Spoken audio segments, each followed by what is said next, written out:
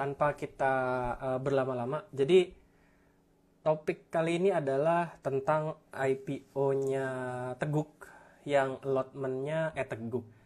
Apa namanya? Aman, AMMN yang allotment-nya itu 90%. Nah, ini buat panik retail gitu kan. Nah, saya mau bilang di sini bahwa teman-teman retail nggak usah panik. Kenapa? Kan allotment-nya udah keluar. Allotment-nya itu yang di atas 100 juta itu dapat 16%, yang di bawah 100 juta itu dapat 90%. Gitu kan. Jadi jomplang banget. Ada apa itu kan? Ada apa? Ini bikin kepanikan publik atau kepanikan teman-teman retail gitu kan. Nah, ini saya jelasin sebisa saya. Koreksi kalau misalkan penjelasan saya salah ya. Oke, saya balik dulu kameranya. Oke. Nah, jadi untuk AMMN sendiri itu dia menawarkan saham sebanyak 6,3 miliar lembar saham. 6,3 miliar lembar saham, atau kalau kita konversi dalam lot sekitar 63 juta lot. Itu kan 63 juta lot di harga 16,95. Jadi harga penawarannya 16,95, harga penawaran 16,95.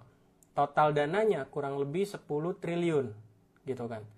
Kurang lebih 10 triliun itu total dana keseluruhan. Nah, tapi teman-teman kan pada ikutnya pooling, gitu kan. Nah, untuk pooling sendiri itu ada kriterianya.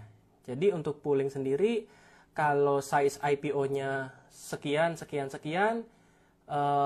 batas minimal retailnya dikasih berapa, dan seterusnya gitu kan. Nah, karena si AMMN ini ada di angka 10 triliun, berarti kan dia masuk kategori 4, gitu kan. Kategori 4 itu minimal allotment-nya untuk pooling itu dapat 2,5%, gitu kan. Nah, ada beberapa penyesuaian kalau oversubscribe. Kalau oversubscribe-nya di antara 2,5 sampai 10 itu minimal 5%. Kalau oversubscribe-nya di antara 10 sampai 25 kali itu 7,5% dan seterusnya. Gitu kan, seperti itu. Nah, dan bursa itu membedakan. Bursa kan nggak tahu mana retail, mana institusi kan. Atau mana retail, mana non-retail. Jadi bursa itu membedakannya adalah yang retail itu pesannya di bawah 100 juta. Tapi selain retail atau non-retail, jadi bursa mengkelompokkan nih, ada retail untuk terpusat retail, itu paling banyak 100 juta atau kurang dari 100 juta, dan non-retail yang pesannya lebih dari 100 juta. Ya pasti, karena kalau institusi, reksadana, atau fund manager itu nggak mungkin pesan IPO cuma 10 juta, 20 juta, 30 juta gitu kan. Tapi investor retail pasti bisa pesan di bawah 100 juta, bisa juga pesan di atas 100 juta. Jadi bursa ngebatasinnya seperti itu gitu kan, seperti itu.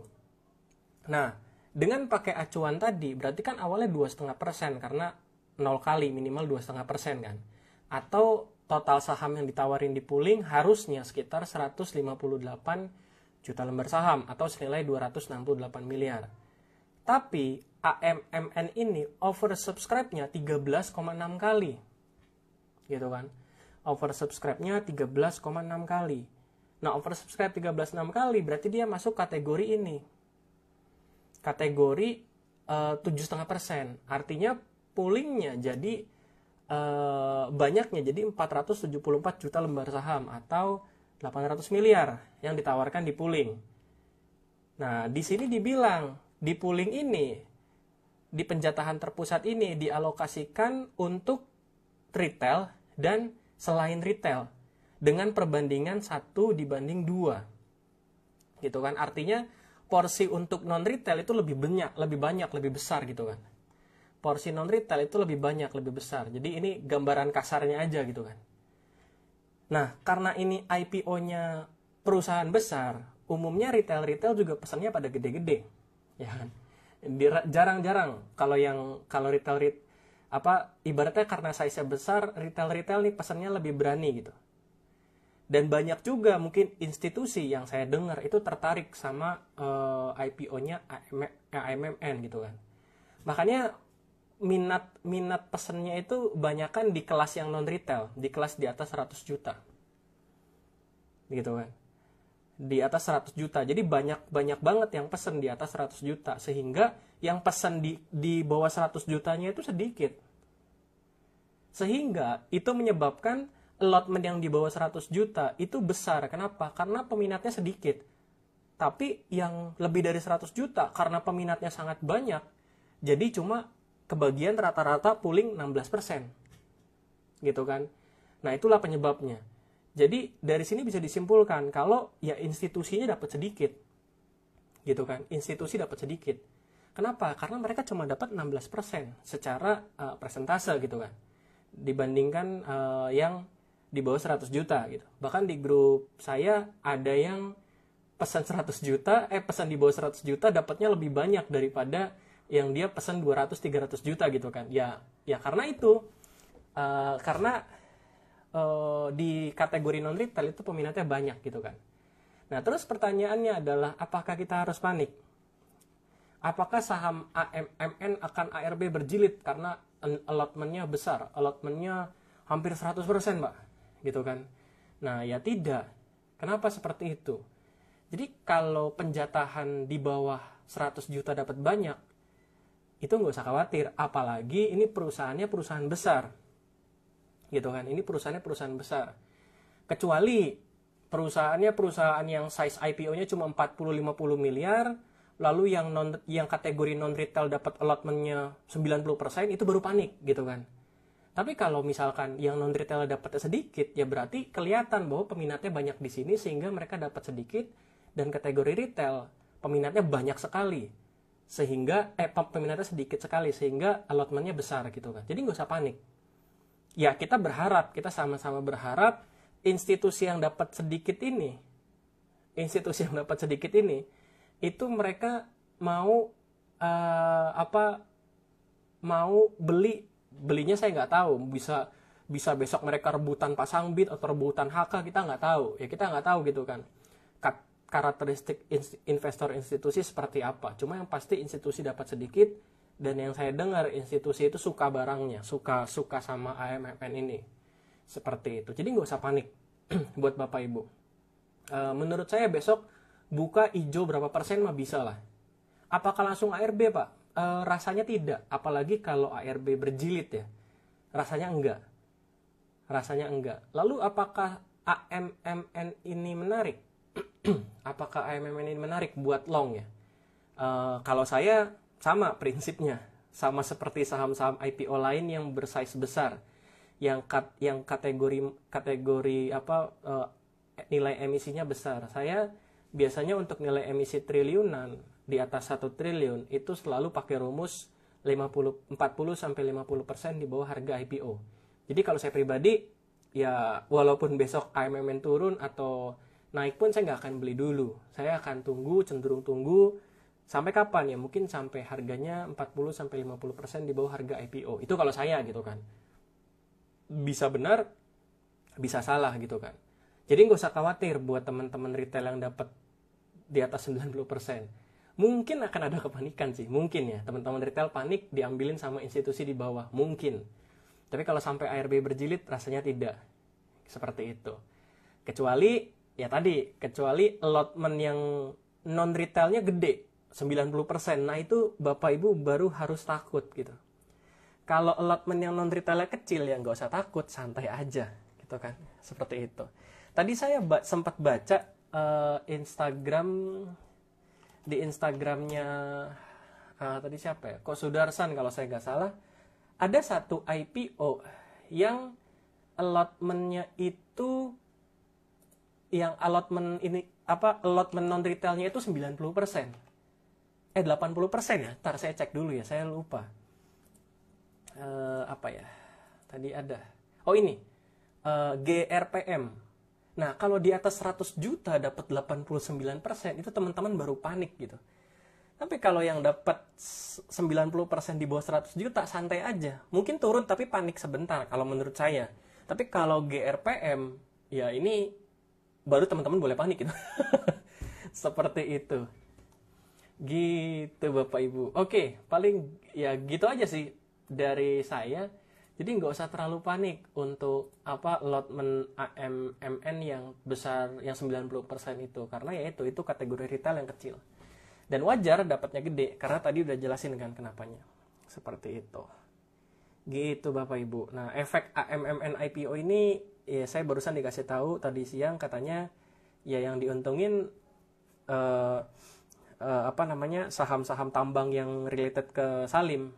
Ada Bumi, ada Dewa, ada apalagi tadi ya saya lupa.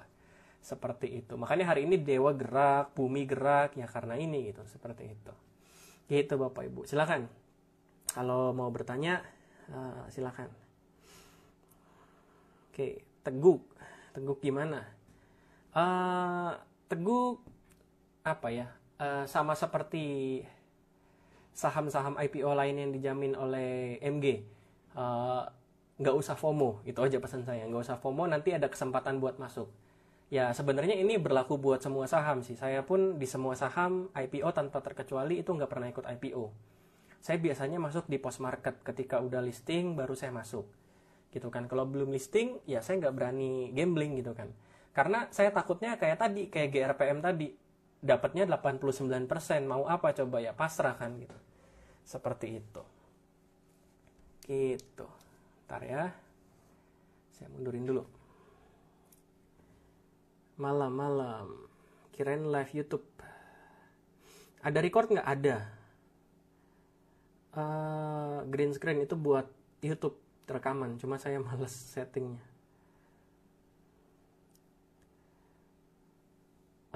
Sayang Pak Frans nggak order. Iya, saya nggak suka ikut IPO Pak. Saya nggak suka ikut IPO karena apa ya? Ya tadi, kalau barang bagus dapatnya sedikit, kalau barang banyak dapatnya kalau barang jelek dapatnya kadang banyak. Males saya.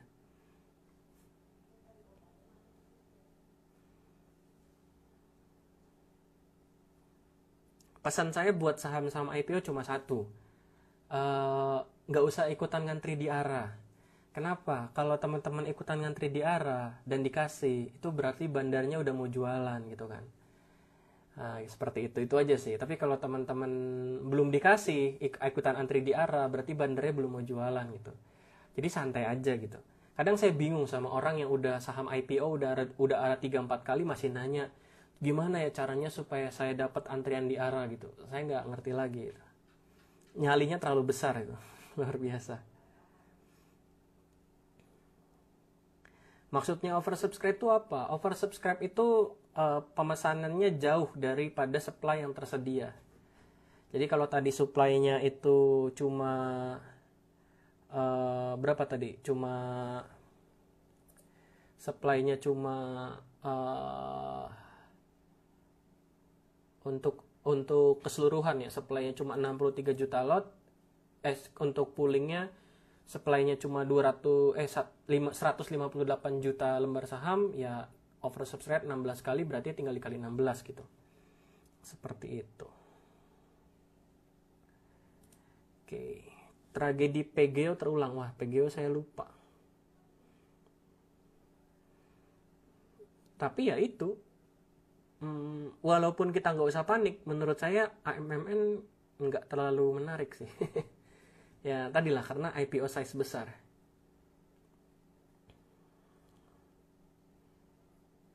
Videonya di save.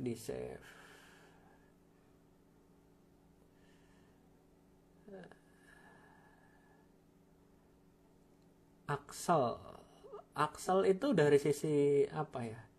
Kalau boleh komentar ya, dari sisi ininya lucu sih, dari sisi apa, penggunaan dana IPO-nya. Dia bilang mau akuisisi perusahaan multifinance lain gitu kan. Terus saya mikir, perusahaan sendiri aja rugi, terus masa mau ngakuisisi perusahaan lain gitu kan. Ya nggak masuk aja. Cuma dari komposisi warrant dan komposisi underwriternya, Acceleran itu cukup menarik. Tapi nantilah kita lihat di post IPO ya. Seperti itu. Kok tumben bahas live? Tadi saya mau bahas Reels tapi nggak keburu. Jadi nggak apa-apa deh, saya malas bikin Reelsnya.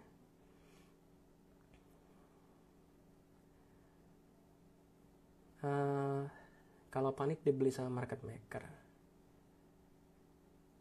AMNT perusahaan bagus, bayar tagihan on time terus tanpa ditagih ER-nya. Justru perusahaan-perusahaan yang bagus kayak gini Pak, naiknya lama. Gitu kan. Kalau perusahaan-perusahaan yang gak jelas, ara gitu kan. Itu hal yang wajar. Bakal jadi beban ISG nggak? Ya iya, karena market cap-nya besar. Itu 10 triliun itu kan cuma berapa persen ya? Saya lupa ya. AMM entar ya. Saya buka prospektusnya dulu nih, saya nggak hafal. Dia ada di size berapa untuk total market cap-nya. Harusnya di atas 100 triliun ya. Kalau di atas 100 triliun ya itu udah masuk top 10 big market cap, itu pengaruh banget ke ISG gitu kan. Nah ini sebesar 8,8%, 10 triliun ya dikali aja ya kurang lebih 110-120 triliun. Ini besar, tentu mempengaruhi ISG gitu kan. Ya beruntungnya ini perusahaan berfundamental bagus gitu kan.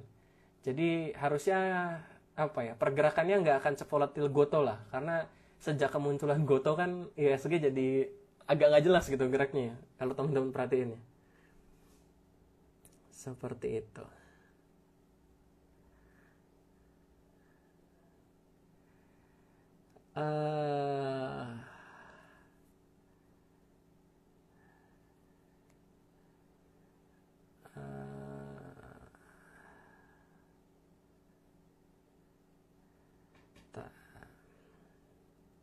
Di awal IPO itu akum atau distribusi ya, tergantung bandarnya.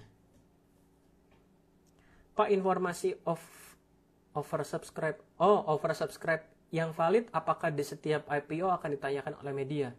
Biasanya di media ada informasi oversubscribe berapa kali.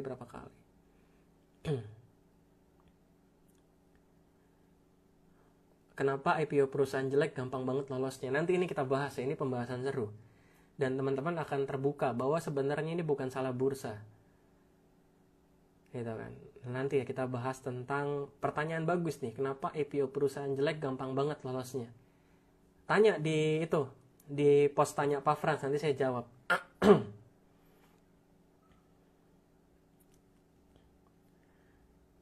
Buat taktiknya besok listing AMNN gimana? Kalau saya sih kalau hijau jual aja selesai gitu kan.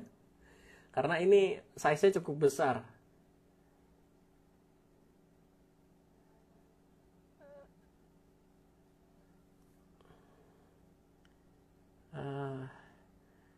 Data allotment bisa diakses di mana? Di data allotment. Data allotment biasanya dari orang-orang. Lu dapat berapa gitu sih. Pak, gara-gara oversubscribe lalu penjatahan dari 2,5% jadi 7,5% itu apa ya Pak? Ya itu naik gara-gara peminatnya sangat banyak sekali. Ibaratnya barangnya cuma 10, yang minat 1.000 gitu. Nah, jadi ditambahin sama si pengelolanya atau sama panitianya, oke, barangnya jadi 100, peminatnya 1.000 gitu. Jadi biar nggak terlalu rebutan banget, seperti itu. Gitulah intinya sih oversubscribe, seperti itu.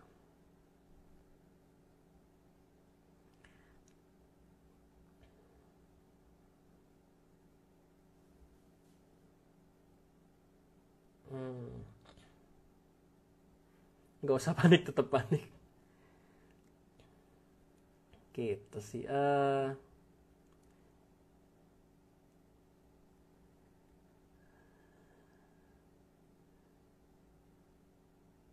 Tanya Pak Frans kapan dijawabnya, nanti begitu saya sempat buat videonya.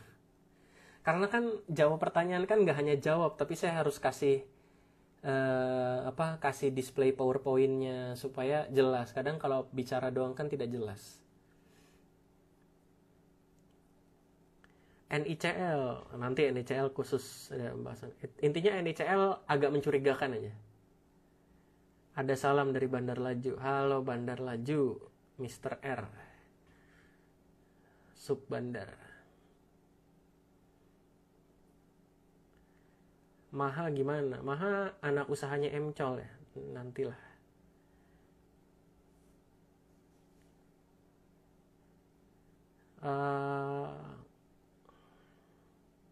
Ini pertanyaannya random ya. Nasib NPI nggak jadi listing gimana? Ya bagus, kalau jadi listing jadi petaka itu buat retail, karena warrantnya rasionya 5 kali kalau nggak salah. Gila.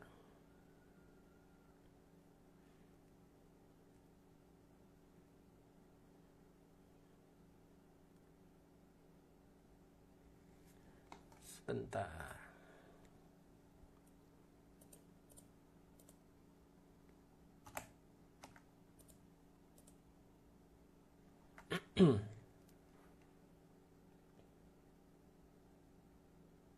Pengaruh nggak sosok yang ada di belakang AMMN?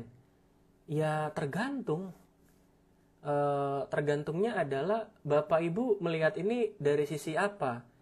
Kalau dari sisi trader ya manfaatkan momentum saja, gitu kan.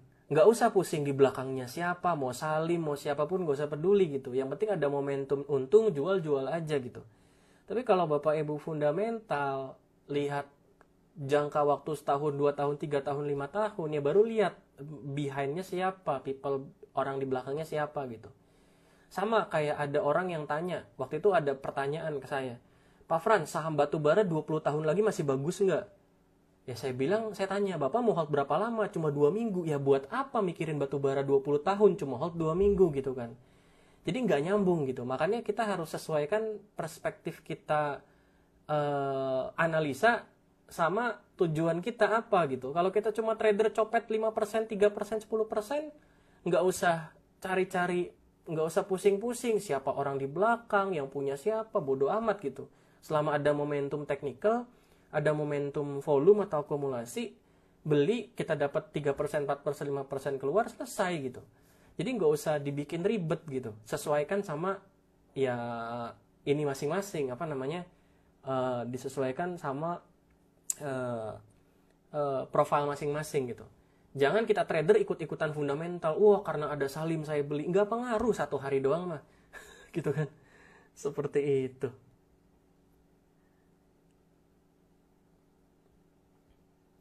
CRSN saya belum lihat ya, jadi nggak bisa komen.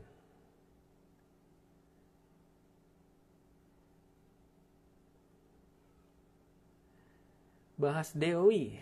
Itu kalau teman-teman tahu volume sisir ya, itu jawabannya ada di situ.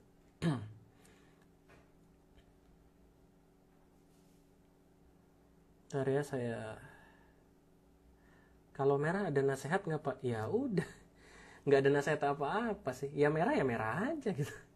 Kita nggak bisa trading untung terus, nggak bisa. Pasti ada merahnya. Saya Porto banyakan merahnya kok floatingnya. Ya udah.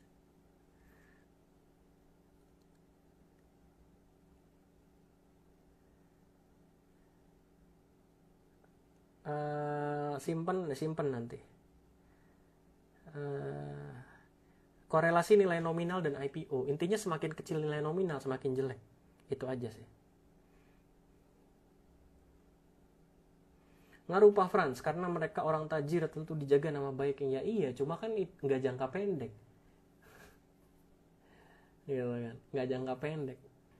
Tapi jangka panjang. Yang pasti nggak akan ke 50, nggak akan. Itu namanya ngejaga. Kalau cuma ARB mah sekali doang mah nggak akan rusak nama baik.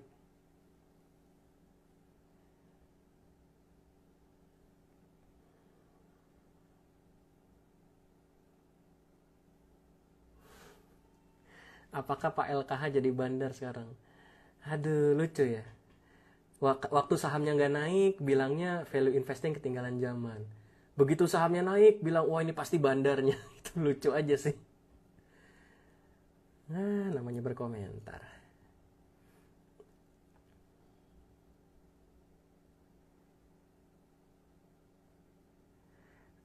Apakah biasanya investor non-retail, misalnya reksadana, yang nggak kebagian pas IPO akan langsung HK ketika listing supaya target jumlah lot mereka terpenuhi? Nggak tahu, saya jujur saya nggak tahu. Cuma kalau logika saya emang enggak lah. Ngapain udah mahal, misalkan sahamnya udah arah 2 kali, reksadana tetap ngejar, itu manajer investasinya udah sekolah lagi harusnya.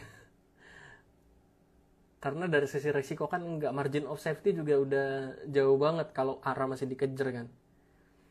Seperti itu. Show tulang punggung. Nah, besok kita ketemu show tulang punggung yang ikut show. Oh, Betul sih ini. Nggak akan rusak nama baik karena orang Indonesia cepat lupa, bener. Orang Indonesia dikasih cuan sekali lupa semua kesalahannya. Oke. Oke, udah paling seperti itu ya tentang AMMN. Jadi nggak usah panik berlebih, tapi yang pasti besok kemungkinan retail pasti panik sih, karena yang nonton ini cuma 490. Retail yang pesan AMMN mungkin ribuan atau puluhan ribu gitu, kita nggak tahu gitu. Jadi ya apa namanya, ya besok harusnya tetap turun dulu atau naik. Ya intinya nggak usah terlalu panik. Itu sih. Nggak akan ARB berjilid, itu yang bisa saya pastikan ya. Harusnya tidak akan ARB berjilid. Kalau ARB sekali atau deket-deket ARB closing ya mungkin saja gitu. Tapi kalau ARB berjilid rasanya tidak. Saya sih masih lebih positif ini ya, kuning atau hijau tipis ya, atau merah tipis. Kalau sampai ARB rasanya enggak. Seperti itu. Oke, Bapak Ibu, thank you semuanya. Sampai kita ketemu lagi, sampai jumpa di next